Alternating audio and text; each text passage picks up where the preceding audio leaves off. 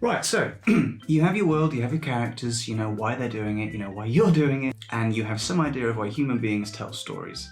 Was that necessary? Well, time to get started? No, you've got to plan. Glossary time. Here's some terminology for the video ahead. Story beats. These are points of action, plotting the shape of your story. You keep them in a document and they're about a line each. Synopsis. This is a brief summary of whatever creative document you're working to. So whether it's a script or whether it's treatment. Treatment. Treatment is a beat for beat document laying out everything that's going to happen in your creative work, whether or not that's a script or it's a season or it's a multi-season arc. The treatment describes what's going to happen. Unlike a synopsis, which is 1 or 2 pages, a treatment can be up to 40, or as low as like 4 or 5. Typically very light on dialogue. Preparation. I like to go into a new project with light structural notes. I know what direction we're going in, I know what the motivations are, I know who's going to be involved, but I don't know every little bit of fun. This is one of, I think, 2 ways to go into this. The first method is the architect method. Is it called the architect method? No. Am I naming things? Yeah. Am I allowed to do that? Absolutely. Look at a tall building, measured, designed to support its own weight. To the eye, the building is its outside. It's sleek, it's angular, it's rugged, it's rustic. All of that is deliberate from the inside out. The result is indivisible from the internal structure. There's no remainder in the mathematics of it. I'm sure you can see what that metaphor gets at.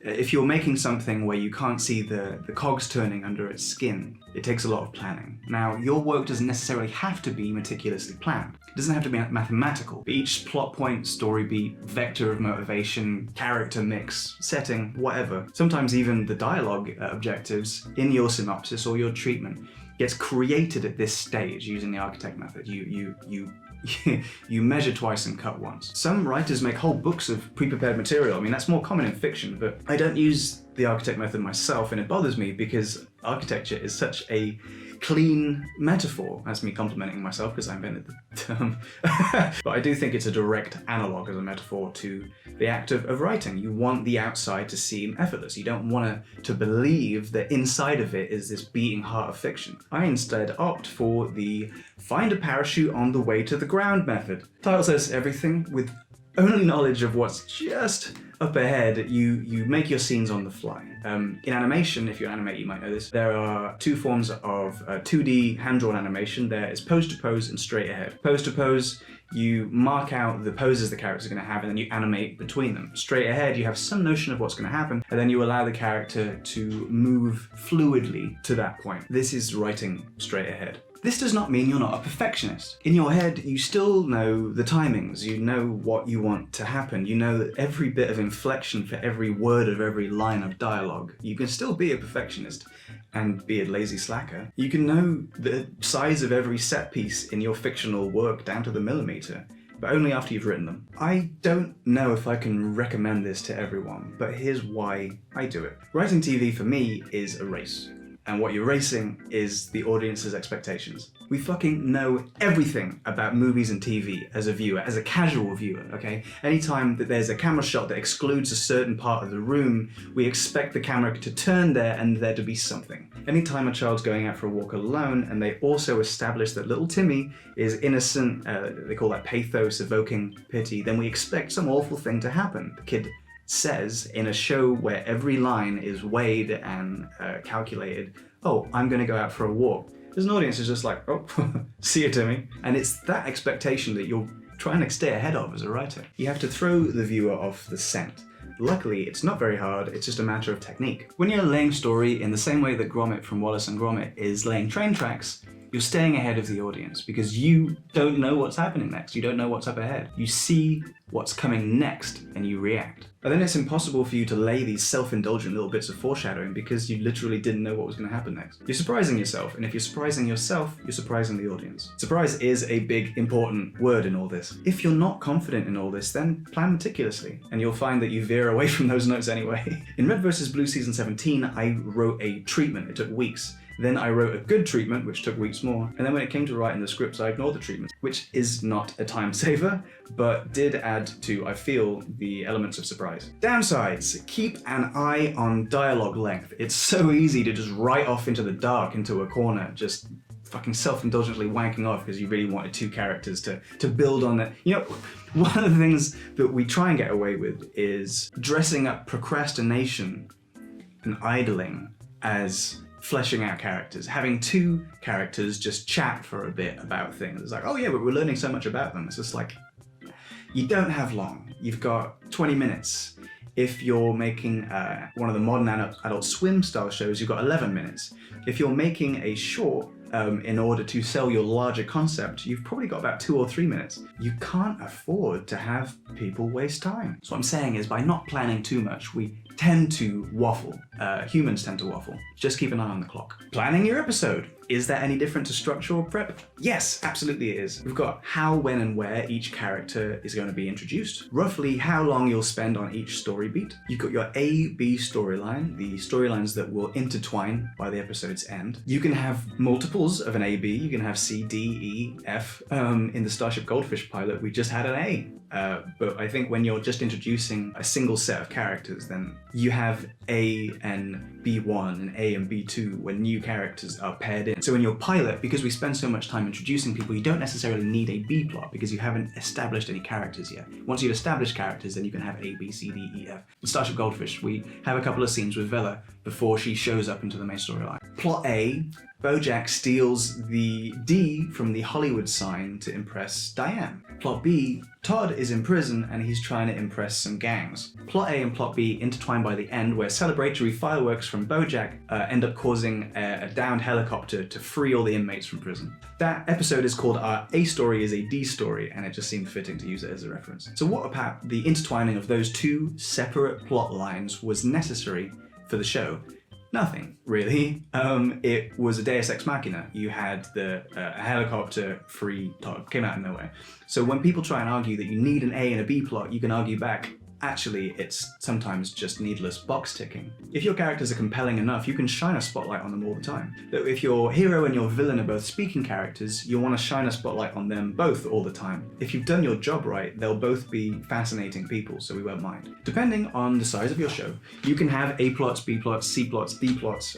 You take a show like Mr. Pickles, that will have sometimes 4, even 5 plot lines, really light touches on all of them. They all lead into and intertwine with one another like a Rube Goldberg machine of gore and suffering. The Venture Brothers, one of my all-time favorite animated series, and get into it. There's 7 seasons of it. It's such tight writing. It's fucking amazing. They have plot lines going from A through to F through to G. The A line is Doc Venture, and then the B plot will be Hank and Dean together. The C plot will be Brock. They'll all have their own little storylines, but wait, there's more. Because you go up to D and E, that's the Monarch slash Dr. Girlfriend. Their stories usually get paired together. And then Gary, his henchman, right? And above all that, in plot F, you have the Deus Ex Machina role played by the OSI, or the Guild of Calamitous Intent, who tend to swoop in the final act after everyone else's plot lines have intertwined to either ruin or save the situation. 5-act structure still reigns for now, so here's how you can lay out an episode in shorthand. Act 1. By the end of this, your protagonist or protagonists should be poised to wander into the unknown. Part 2, they do this aforementioned wander into the unknown, driven on by one of your inciting incidents. Perhaps they pursue short-term solutions to long-term problems based on their inexperience. Act 3, they make some headway, but the crisis makes them feel they want to give up. Act 4, things have gotten so irrevocably bad, you don't know how the story can recover, and it's crucial that your viewer feels that way.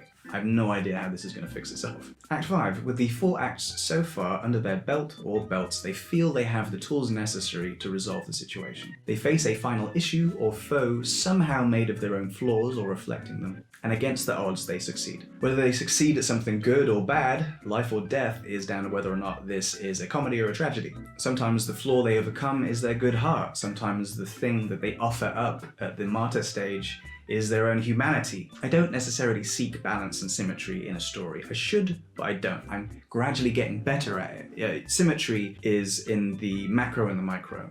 If you have symmetry across an episode, a person is in the light and darker than light.